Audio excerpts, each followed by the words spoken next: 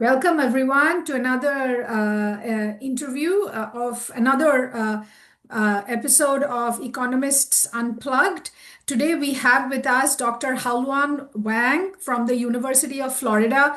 Haoluan, thank you so much for your time. I know we all have busy schedules, and yeah, I hope that this is going to be a fun experience for the both of us. I have a list of questions that we discussed, which would be really interesting to our audience. So why don't we go ahead and get started? And my first question for you is that tell us a little bit about yourself, including a fun or a surprising fact that you would like the world to know. Yeah, of course. First of all, thank you so much for having me here. It's such a pleasure. My name is Haoluan Wang. I'm an assistant professor from the Department of Geography and Sustainable Development at the University of Miami. Probably everyone knows, it's always sunny in Philadelphia, but guess where else it's always sunny? Miami, right? I'm an environmental and resource economist by training. So I received my PhD from the Ag Econ department at the University of Maryland, College Park.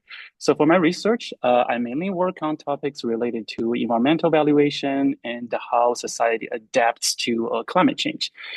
So a fun fact that very few people know, actually most of my colleagues do not know, and also only a few of my close friends know that I'm a big fan of country music, especially the 80s and the 90s back in the day, way before I was born, actually. Yeah. Oh, nice, nice. So, do you get to go to country music concerts? Have you been to any? Yeah, Would a you- lot. Yeah, Oh, yeah, a lot. really? Yeah, yeah, I see. Awesome. Yeah, I like going to concerts as well. And not, yeah, I've been to like an Eagles concert, a U2 concert, and yeah, Brian Adams concert. That Brian Adams is a big deal for Indians of my generation. yeah. I hear ya. So, so moving on, what sparked your interest in environmental yeah, economics? Like, was it like an incident, a person? Yeah, can you tell us a little bit about that? Yeah, sure. Well, that's interesting because it all started with my master degree when I studied agriculture and resource economics at the University of Alberta in Canada.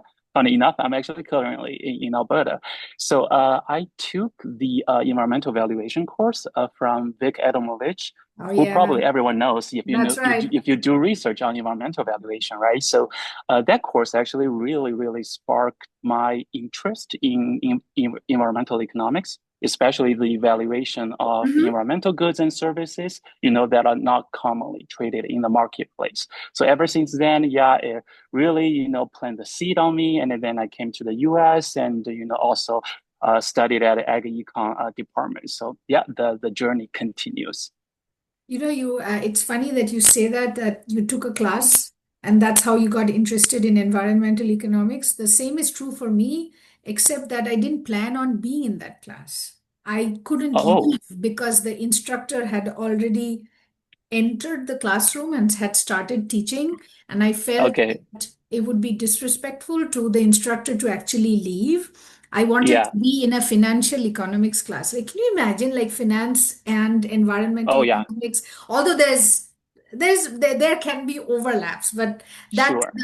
that is my experience, and it's absolutely crazy how that has completely changed the trajectory of my professional life because I didn't intend to be there. So Yeah. yeah, so you've been trained in non-market valuation by one of the very best in the field. So that Yeah. must be such a, such a honor, It's privilege, a and all of that stuff. exactly, yeah. Yeah. I mean, while you're there, being in the program, you can't miss that course, right? So Oh, that's and great. also Vic ended up being on my committee. So yeah, I tremendously benefit from his, wisdom and guidance, etc. Even nowadays as well. Awesome, awesome, great, great. So, moving on, can you tell our audience about some, interesting project that you're currently working on and something surprising that you may have learned from it? Yeah, sure. Currently, I am working on a project that aims to elicit South Florida residents' preferences for different types of climate adaptation strategies, which is a project funded by the Provost Research Award here at the University of Miami. So luckily, I got funding from the university because the Great. university has been really supportive especially for junior faculties.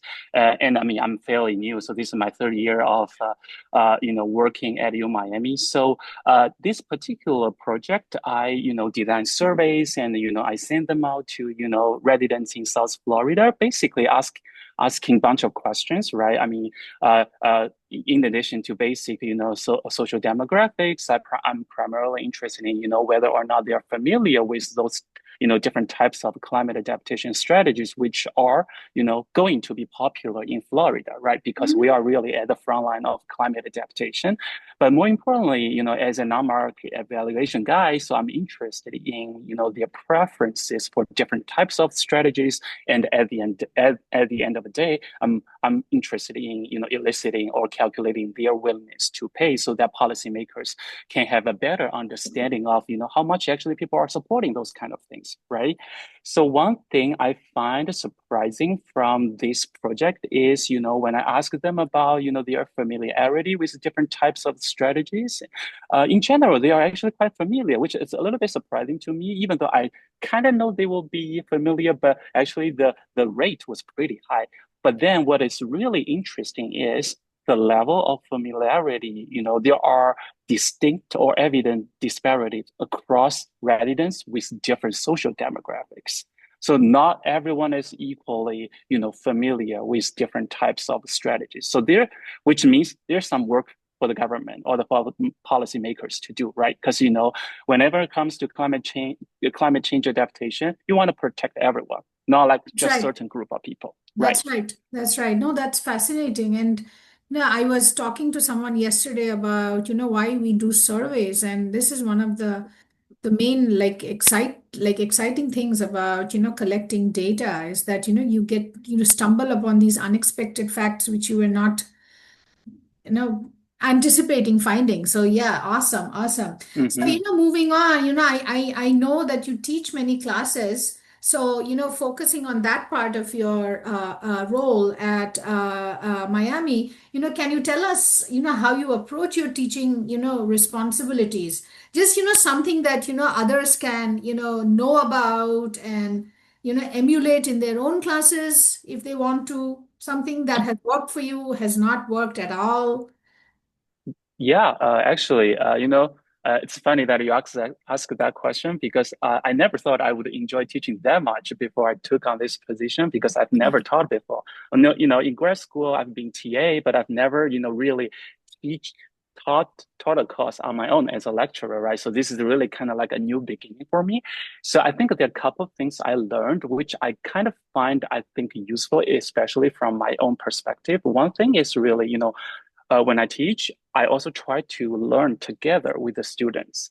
I know it sounds kind of ironic because we are the person being there to teach the students, but how could we learn from them, right? So, in class, I usually give students a lot of, opportunities to discuss a certain topic, sometimes related to current events, etc., and then open the discussion, right? And then, I let students, express their ideas, etc. Actually, most of the time, I learn something new from them because they read a lot and they have their own opinions, right? So I do have something to teach them, but in the same time, I also learn from them. So this is really fascinating. Part of it is really because then, students feel comfortable talking with you and also talking with the other, classmates as well, right? So I think that worked really well. So a second thing I also think worked really well is when I teach, I usually use a lot of short videos from online, especially those from YouTube, to explain economic concepts, or sometimes use real life events to stimulate students' interest in the topics I cover. And every semester, I get feedback from the students, and many students will mention that watching those short videos really, really help them, understand what's going on, especially sometimes the complicated economic concepts. That's right. Yep, for sure. I do remember you shared some videos with me as well, and Yeah, to demonstrate this. this thing that you do with your students, and I'm sure they appreciate it. And I just realized, looking at my questions, that I missed out on asking you like a very, very important question, which is so unique to who you are, which is largely that you are in professionally, you are in a multidisciplinary like department. So how, that's, how does that, impact how you do work, teaching, research? What's your experience been like? Yeah, that's a good question. So, needless to say, I very much enjoy working in a interdisciplinary department like the one I am in right now. Right. I have to say I'm very lucky, end up being at this position. So, one thing it constantly, I feel like I'm learning new things every time when I talk to my colleagues about Mhm. research. Just because we have totally different research fields, but of course we also have common languages, right? So, and also I'm the only economist in the department, which makes me feel very unique. So that part feels really great as well. Yeah. But there are a lot of collaboration, etc. So I don't know. Yeah, I really enjoy multidisciplinary program, but partially also because my research relies on a lot of geospatial data, which traditionally economists don't work a lot with that. But now I guess because those geospatial data are so widely available, and some of my colleagues are the experts in geography. So whenever I have questions, I go to them. So I always get an answer. That's right. And and it also, I would imagine, it builds your own comparative advantage in terms of Exactly. your Yeah. toolkit and your awareness, which you can bring to the table. You said, you are working, your research has been supported by like an internal grant from the Mhm. university. So I bet that all of that must be really, really helpful. I was thinking that one of the challenges of being in a multidisciplinary environment that I have faced is that we are talking about similar things, but we are using different terms. So it's like talking about the same stuff, but the language is somewhat different. But you did say Mhm. that, there is a common unifying language. And I would imagine that's the more, like talking about environmental issues and things like that. But can you talk a little bit? Like, do you think that you have to, Mhm. in some sense, try a little harder when communicating with people from other disciplines about, Uh, how you convey the stuff that you bring to the table? Yeah, absolutely. So I think the issue you mentioned, usually always, I think you encounter that at the very beginning, right? I mean, depending on Hmm. who are you working with, because as you mentioned, many times it's really like we're talking about the same thing, but we are actually using different terminologies just because the fields we are in. But I think once we get on the same page, I think everything becomes quite clear. For me, I kind of really like the process. You know what I mean? Trying to not really convince other people, but trying to communicate with other people and trying to find a common ground. And then, of course, depending on the specific research project, because usually when you work with a bigger group or working with people from other fields, you kind of, will take responsibility for different parts of the projects, That's right? right. And then, for example, I usually take on the projects I feel very comfortable with, for example, the quantitative part, right? Mhm. And then maybe in certain parts, like let's say data interpretation, etc., I may, defer to my colleagues who might be an expert on that, right? Then at the end of the day, of course, when we start writing the paper or the manuscript, then we will have probably a deeper, discussion about what term we want to use and does everyone feel comfortable about what we are writing, right? That's great. And I really, I will tell you that I'm in awe of how you said that, you are very, very clear about where you think that you can be the leader and driving the process, and where you are able to collaboratively defer to your colleagues. Because I can tell you, when I was, 3 years into my being an assistant professor, I had no, I was kind of, I will not say I was shooting in the dark, but then Right. I wish I had this level of clarity. So it's really great that you do, because we are economists, and we, so much of what we do and say and think is about efficiency, and this clarity does lead to efficiency. So great. This is a teaching related question, but I was just thinking the other day, that these days we talk so much about generative AI and teaching. So, what has your experience been like? I can tell you, I barely use AI, and Yeah, sure. I guess, yeah, yeah. nowadays we can avoid AI, honestly, right? It's just everywhere in every aspect of our life. And so for me, I try to think about AI, like, more on the positive side. But it does really changes the way we used to teach. And also, Mhm. I think particularly when it comes to teaching, the assignments we give to the students, right? Yeah. Because AI really can be a game changer. But for me, I try to ask myself, right? We also need to adapt to the new environment, right? So for me, personally, I'm not too concerned that things, students cannot benefit that much from AI for the assignments I gave them. Because, if you just give them a topic and ask them to write an essay, etc., yes, I think most of the students will turn to AI and then probably turning something that they don't really put an effort into it, right? So for me, I try to give them, assignments that they can get help for from AI, but they actually have to do the work. For example, data Yeah. collection, some Mhm. quantitative analysis.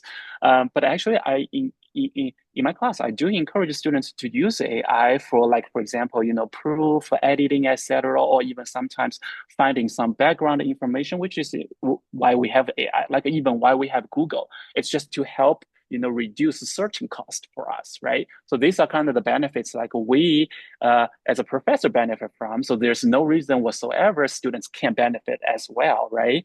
So we just need to, I think, at the end of the day, as professors, I think we just need to be a little bit smart about what assignments we give to the students and Mhm. what we want the students to get from the assignments. You know what I That's mean? right. You absolutely, but that also means that you have to always be on your toes and continuously evolve Yeah, with exactly. these assignments. And so, oh, that can be hard.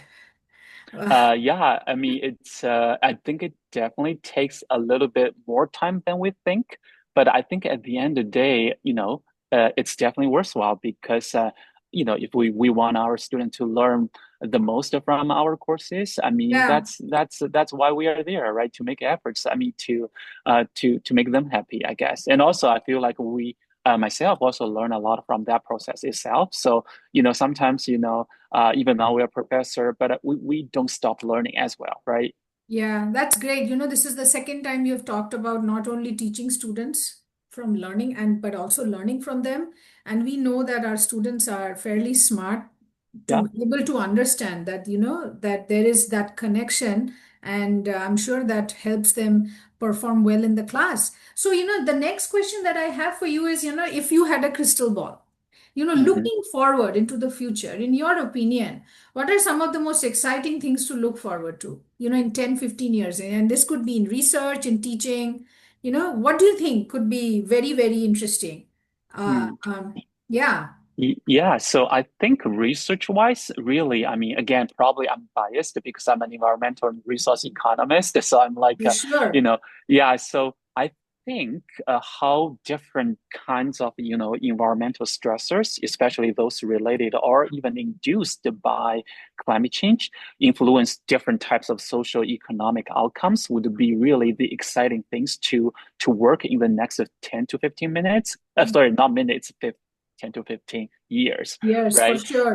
Because I think climate change is still a big topic, a hot topic, and even though I feel like we are gaining a better understanding of the Hmm. consequences, but especially on the physical part, right? But I feel like the social economic parts, we still have a lot to learn. I mean, but the good things I'm being a little bit, uh, optimistic is just because now given more and more data is available for us, especially for economists to use, right? Because we know a lot of the social economic data, it's just notoriously difficult to collect, especially to have like the panel data, which we economists That's like right. because that's good for identification, right? Because sometimes, cross-sectional data is great, but we always have identification, problem, right? But now, Absolutely. given that we are better at collecting those social economic data, so I think this is gonna be really, the field that people can really work on because at the end of the day, yeah, climate change or those environment issues, natural disasters, not only influence the nature, but also us as well, right? And Absolutely. also how we actually react or respond to climate change. Absolutely, absolutely. So we are almost to the end of our chat. I just a couple of more questions. Is that what guidance do you have for early career researchers and scholars such Hmm. as yourself? Who want to develop a career, in Yeah. teaching or doing research in environmental economics. What lessons that you have? Mm-hmm. Yeah, one thing I think about it, right? So one thing I like it particularly is really to attend, the conferences, especially I think of more localized workshops like in the Mhm. field. And I try to, talk to the other junior faculties or juniors researchers like postdoc, and because we are kind of in the same boat, right? And us also having each other's support can be really, really helpful. Because yeah, currently, I've also been working with several junior faculties like me from other universities, and we've been working on different projects. It's super fun, and also we also kind of understand each other's situation because we're on the tenure track. We're trying to get tenure, and we are balancing life and research, teaching, and services. So it's always nice to just exchange the information. So I think that is really helpful for me at least. So in a sense, you're talking about developing these groups of people that you work with, but maybe not necessarily work with also, but then have like close these networks that you develop. And I think what I'm learning from you is Mm. that we should try to build and sustain these small networks so that there are these sounding boards, people you can message as like, hey, this is like, do you have a citation for this and things like that. Oh yeah, absolutely. I think definitely start with the expanding the network, right? Because I Uh-huh. mean then because we know our time is limited, we can work with everyone, right? But then we having that network, yeah, as you said, you feel comfortable texting, whenever you have a question or just drop an email, etc. I think that's really helpful because you never know what kind of help you will get from other people, right? And then of course deep down, like if you feel that there are certain field like junior faculties or junior researchers that you really have like a lot of overlap on research or even sometimes creating new research projects just because we can take advantage of each other's skill sets or Right. as you mentioned earlier comparative advantage, right? Then why not? But that sometimes things happen naturally or sometimes things do not happen. That's fine. You know what I mean?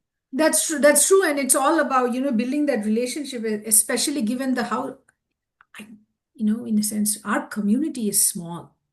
Yeah, it is. Yeah, Yeah. so having that relationship that helps, and that brings me to my final question is that one of the goals of this interview is for also for you to be able to grow your network, and clearly you are doing such a great job of that already. So, but regardless, are you open to being approached by other researchers wanting to collaborate or just interact with you and build their own network? And if you would be open to that, what would be the best way for them to approach you? Like, should they go up to you at a meeting and say, hey, I'm this, I saw your interview, or should they email you? What's your preferred approach? Yeah, sure. Again, thank you so much for providing this opportunity. Honestly, that's fantastic. So yeah, I also enjoy working with new collaborators and exploring new research projects because our when I think about my own career, right? Because it's a really long term thing, right? It's not really this year. I mean, I may not even doing the same research topic all the time. So, but I think that's kind of fascinating about part of our academia because we're always learning and we're always trying new things, right? So yes, I mean, I have my personal website. So yeah, feel free to just, shoot me an email. And of course, whenever I attend a conference, if you see me, please don't be shy and just say hi. And, I'm more than happy to, we can always have a coffee, right? And as you mentioned, like, yeah, one thing I think I'm particularly willing to, in case, it's helpful, like I'm more than happy to, to share my 2 cents about teaching. Because as we talked about earlier, like my position, it's a little bit unique compared to most other environmental economists, right? So I'm in an interdisciplinary program, and although I only teach economic courses, but the funny thing is most of my students are non-econ students, so which is interesting, So I actually have to learn how to teach economics to non to students with no econ background whatsoever. So in case the other folks also are in the same situation and want to learn how I handle the situation or what would be the tips, etc. Again, I'm here, so I'm more than happy to share my advice and experience. That is very kind of you. It genuinely is because I feel that, a lot of, as you pointed out, right, that as graduate students, we don't have a lot of teaching experience. And then suddenly Mm, we are not even in an econ department. We are a exactly. multidisciplinary department. And so I think that, I personally, and I'm sure the audience will really appreciate the fact that they don't have to, if they need, they can contact you. Somebody can contact you and they don't have to start from zero. Because Yeah, we exactly. tell everybody, right, that start, if it comes to paper writing, if it comes to code, never start from scratch. No, Build, exactly. keep on, Yeah. if you have to, then, but that is, yeah, that is, I thank you so much. That, that's really kind of you to offer your time like that, Yeah. for sure, But for I sure. but if I may add up, I think we all have to thank you for making the connections. Yeah. So that's the most important part. Oh, I think that there is it's all fun, so that's great. Well, thank you. That brings us to the end of today's interview. Thank you so much for your time, and I'm hoping that you benefit from this exchange and others do too. Have a Yeah, great I day. do hope so. Yeah, thank you Yes, so and have a much. great Yeah, time in again, yeah, Canada. it's such a pleasure. Yeah, yeah. Bye bye. Talk to you soon. Bye bye.